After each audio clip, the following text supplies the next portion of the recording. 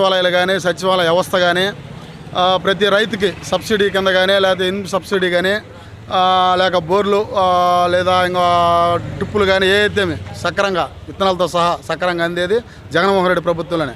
గత ప్రభుత్వాల్లో చంద్రబాబు నాయుడు టైంలో అయితే వాళ్ళకి సంబంధించిన నాయకులకో లేకపోతే వాళ్ళకి సంబంధించిన వాళ్ళకో చేరాయి. అది మెయిన్ పాయింట్. ప్రజలారా మీరు గమనించండి పూర్తిగా. ఈ ఒక్కటి ఎవరికైతే మనకి ఇళ్లకు పరిపాలన ప్రజల వద్ద పరిపాలన చేసే వ్యక్తి జగన్మోహన్ రెడ్డి.